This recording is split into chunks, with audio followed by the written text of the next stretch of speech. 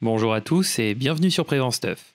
Sommeil non réparateur, envie de s'endormir dans la journée, comme un Français sur trois, vous souffrez peut-être de troubles du sommeil. La plupart du temps, ces troubles sont liés à de mauvaises habitudes de sommeil qui peuvent être améliorées avec l'aide de votre médecin traitant.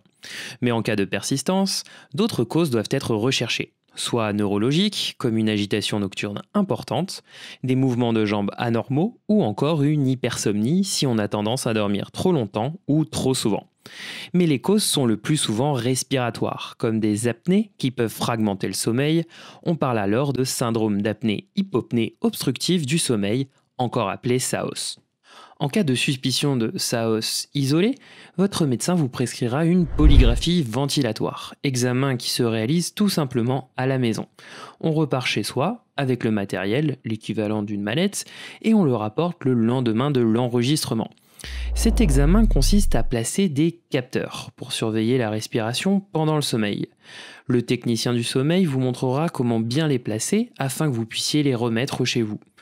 D'abord, la canule nasale qui permet d'enregistrer la respiration au cours de la nuit, puis les sangles au niveau du thorax et de l'abdomen pour mesurer les mouvements respiratoires, notamment en cas d'apnée. Et enfin, un capteur au niveau des doigts qui permet d'enregistrer le rythme cardiaque et la saturation en oxygène du sang durant le sommeil. La polygraphie ventilatoire s'impose donc avant tout si on suspecte ce fameux syndrome d'apnée du sommeil. Mais si le trouble du sommeil suspecté n'est pas un SAOS, ou si vous présentez plusieurs troubles du sommeil comme une insomnie par exemple, votre médecin vous prescrira plus volontiers une polysomnographie, qui enregistre l'activité respiratoire et cérébrale pendant le sommeil. Cet examen se déroule le plus souvent lors d'une hospitalisation. Le technicien du sommeil se chargera de placer les différents capteurs sur votre corps. Pour une bonne adhérence, l'idéal est de venir raser et sans vernis sur les doigts. L'ensemble des capteurs sera retiré le lendemain matin. Une bonne douche avec du shampoing permet d'enlever complètement la colle qui a été utilisée pour bien fixer les capteurs. Comme sur le thorax pour analyser la respiration, mais aussi sur votre tête pour examiner l'activité cérébrale tout au long de la nuit.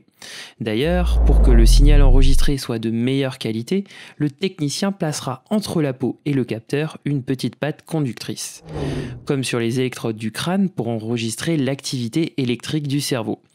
Ceux à côté des yeux pour enregistrer les mouvements oculaires et celui au niveau du menton pour le tonus des muscles mentonniers. On vous placera également des électrodes sur les jambes pour enregistrer leurs mouvements. Un micro est placé dans la chambre pour enregistrer les ronflements et les différents sons qui peuvent être émis durant votre sommeil. L'examen comprend le plus souvent un enregistrement vidéo infrarouge qui permet d'observer les mouvements réalisés pendant le sommeil. C'est un examen complètement indolore qui peut parfois être répété sur 2 nuits successives en cas de besoin.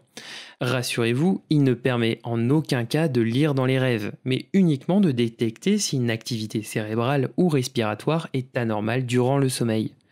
Pour une analyse optimale, il vous sera peut-être demandé d'arrêter certains traitements pouvant modifier le sommeil en amont de l'enregistrement. Votre examen sera ensuite lu par un médecin spécialiste du sommeil qui enverra ses conclusions directement au médecin demandeur. Ce dernier pourra alors vous prescrire le traitement dont vous avez besoin ou vous rassurer sur l'absence d'anomalie. Pour finir, précisons que le SAOS est un facteur de risque cardiovasculaire indépendant qui est fréquent mais largement sous-diagnostiqué. C'est donc très important d'y penser en cas de troubles du sommeil. Et voilà, c'est déjà la fin de cet épisode spécial sur les troubles du sommeil. Un grand merci au docteur Valérie Cochin-Decoq et au docteur Cécile Hartz, médecin du sommeil, ainsi qu'à Bioprojet Pharma, pour leur aide dans la réalisation de cette vidéo. À bientôt!